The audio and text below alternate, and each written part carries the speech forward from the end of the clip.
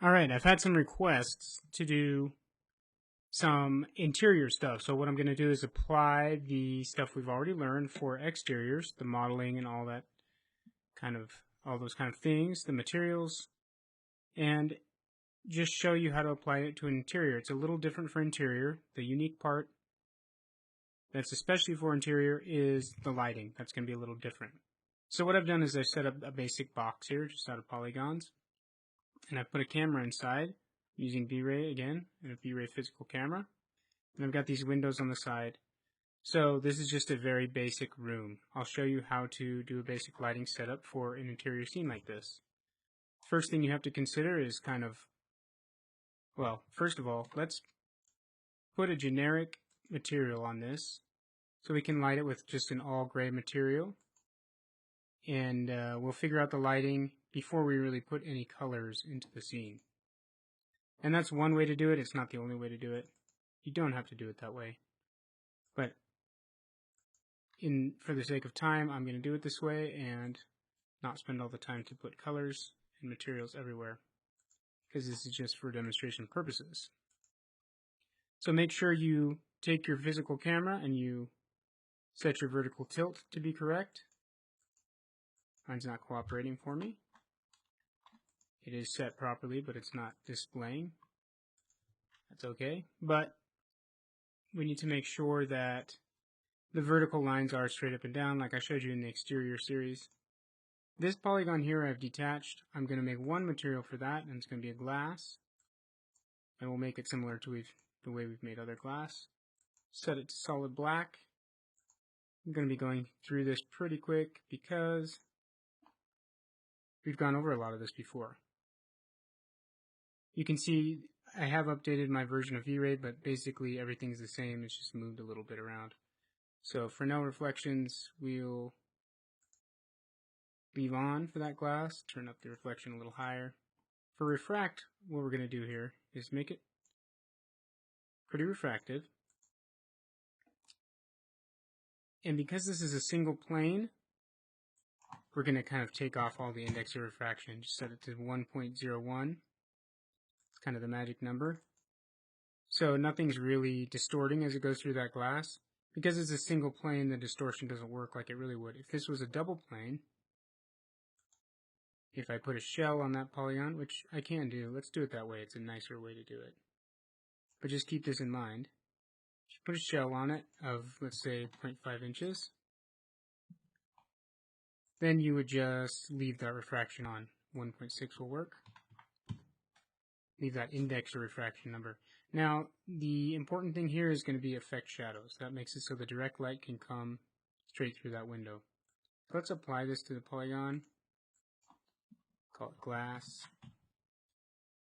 Okay, so now we have a basic gray material on everything, and then this glass. So I'll show you how to get the direct light coming through there. Remember, effect shadows needs to be on for that direct light to go through that glass. Let's do one other thing here. Let's move this glass into the mullions a little bit, like that. That's great. Okay, V-Ray Sun. Go to the lighting tab. Drop down to V-Ray. Go to V-Ray Sun. And just click where you want the sun to be and drag where you want it to point. Would you like to automatically add a V-Ray Sky Environment map? Yes. Let's go to the right view and raise that sun up a little bit. So that'll be coming in at that angle there. Now, one thing you need to keep in mind when doing this is that the V-Ray camera and the V-Ray Sun is all set up for physical accuracy. So the sun is set to be as bright as the real world sun. So in other words, it's very, very bright. So in order to get the right exposure, you'd have to turn on exposure in your camera and turn your shutter speed up, like with a real camera, so that it doesn't get too bright. But what I like to do, and this is another way to do it, it's kind of a workaround, you can just set this to about 0.05, the intensity multiplier of the sun. Then you can just turn off the factor, the exposure factor, and turn off the vignetting as well. That way the sun is now dim enough that it's not totally blowing out your scene, and you're just using default exposure for the camera now.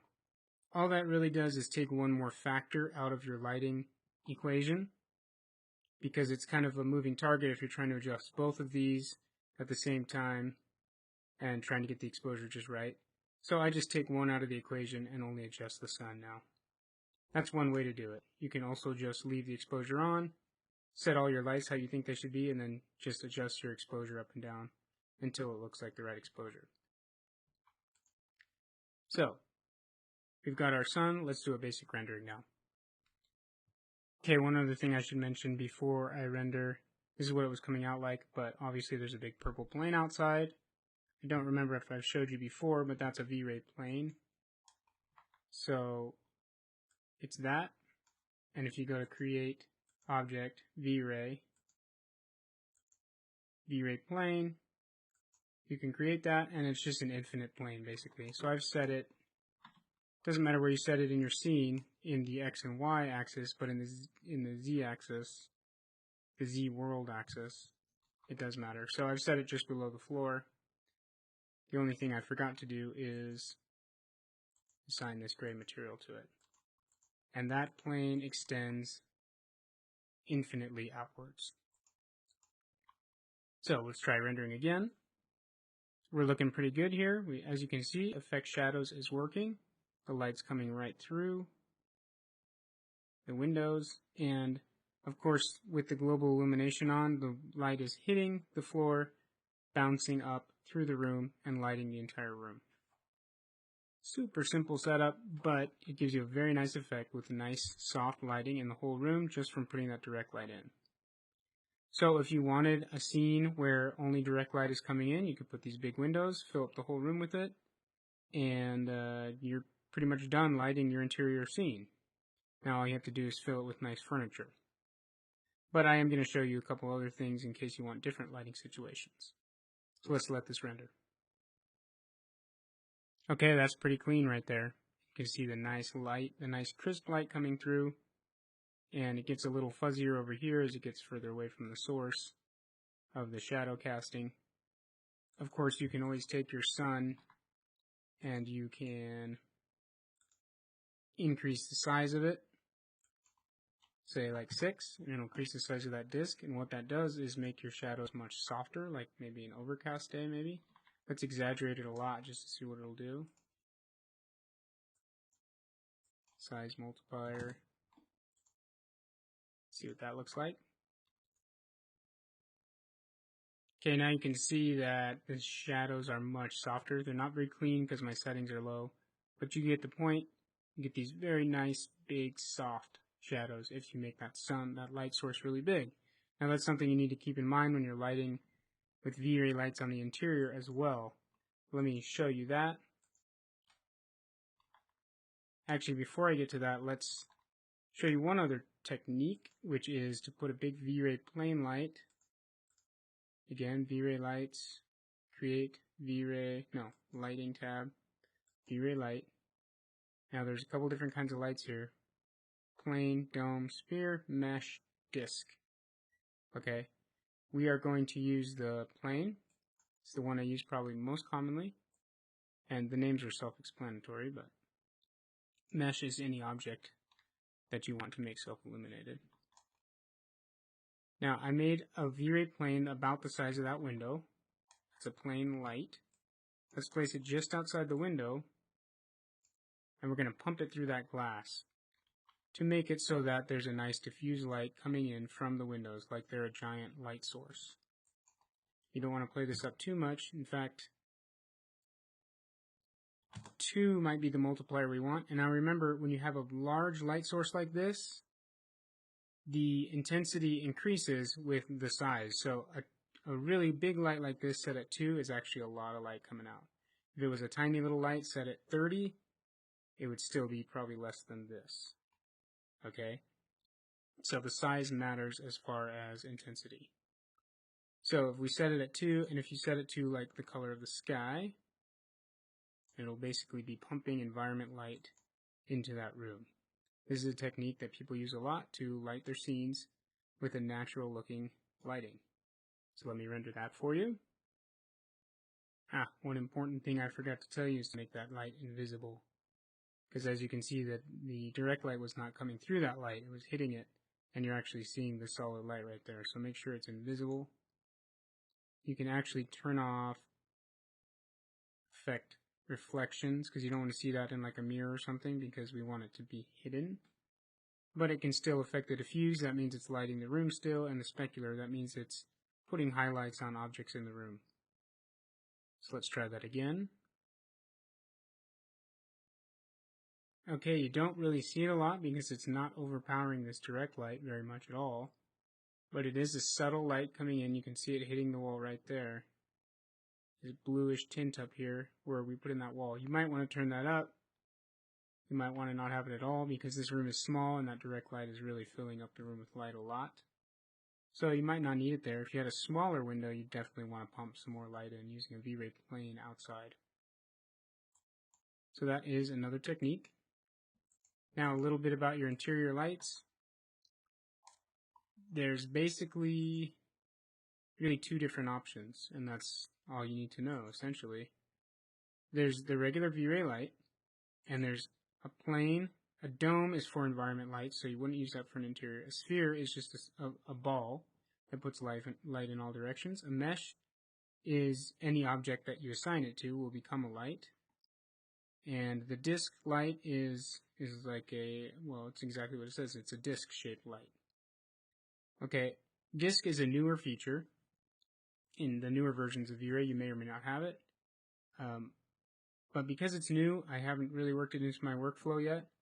But I've always used just planes for lights on the ceiling. But really, disc will probably be what I use more in the future moving forward, because usually I'm putting can lights in the ceiling and they're shaped like discs, not planes. But let me show you how to do it with planes, and basically all the same things will apply to a disc as well.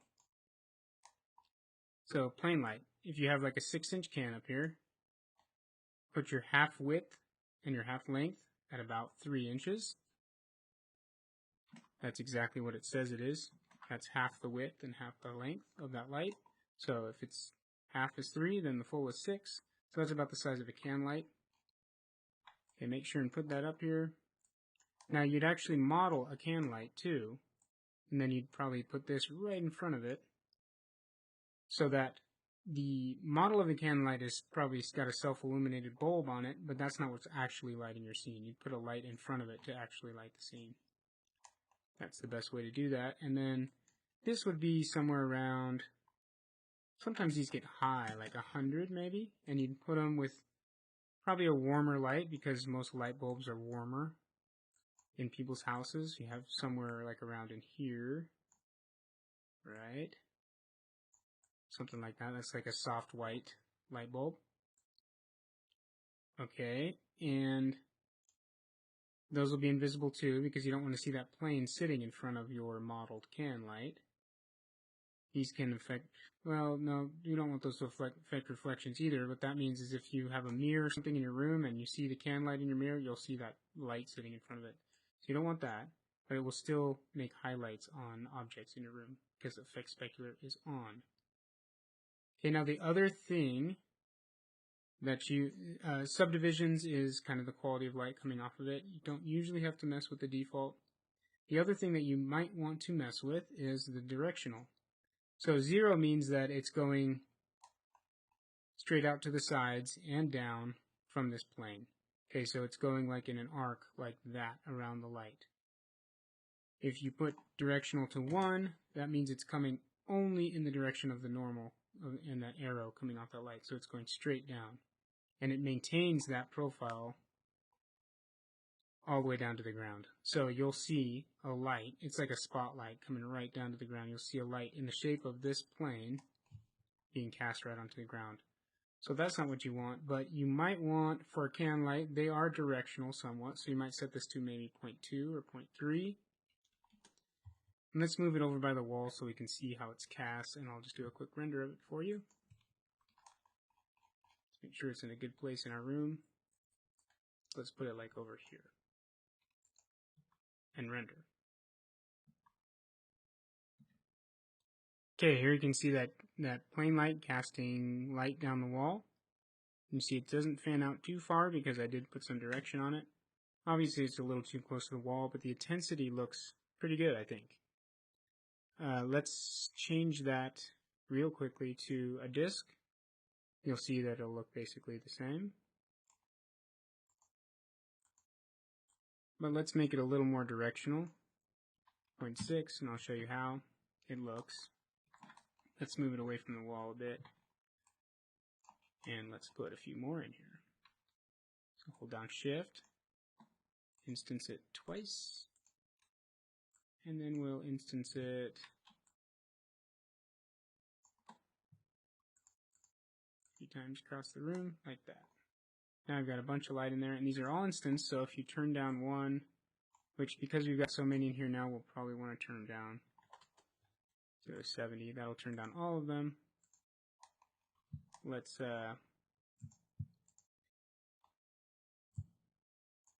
turn this up a little bit. Let's turn our sun back to the regular size. Okay, and we'll see how that looks really quick. Alright, well there you have it. That's pretty much a basic setup for an interior lighting. You can see that the brightest spot, of course, is where the sun is hitting, as it should be. But you have a nice balance of artificial light in here too. So a little bit being cast on the walls. And over here you can see there's a lot of light from those can lights we put in. There's very subtle light coming from these windows, from that big plane. So really it's a nice bright kind of a little bit maybe overexposed, but once you start putting color in there, I think it's all going to look good. So if you want to know how to fill this up, go check out my 3ds Max furniture class, and you'll see how to model knickknacks, objects, and furniture to put inside this scene. That should be very helpful to you.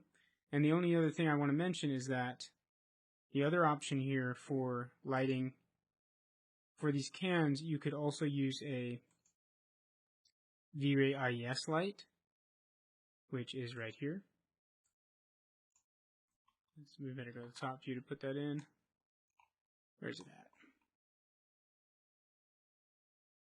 Ah, that's not what we want.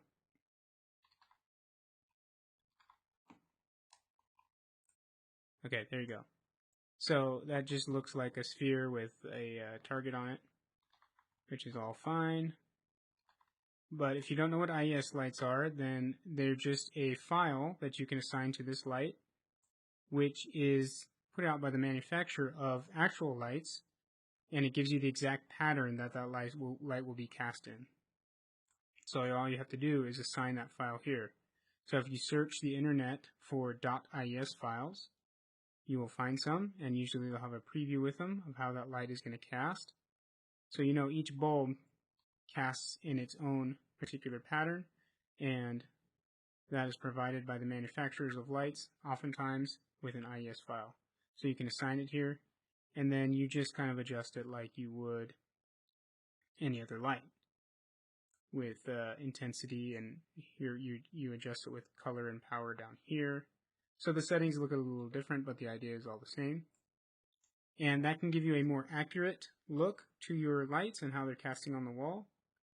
They're oftentimes not necessary, but if you really want to showcase a nice scallop on your wall of light, then you could use IES lights. And if you need to be particularly accurate for some reason, you can get the information from the manufacturer and plug it right into these lights. So that is the other option. The only other thing is like a sphere light. So if you had a big pendant light hanging down in the middle of this room, or a chandelier or something, you can just put a sphere light in the middle of the room, like that, and all that is just like the plane, same settings as the plane, except it's casting in all directions. So that's basically all there is to V-Ray lights, and this is the very basics of how you would set up a V-Ray interior. So again, if you want to know how to finish something like this off with furniture, materials, just check out my other courses, particularly the Furniture Masterclass, because that's all about making the high poly objects that would go in a scene like this to really make it look sharp. So thanks for checking this one out, and we'll talk to you soon.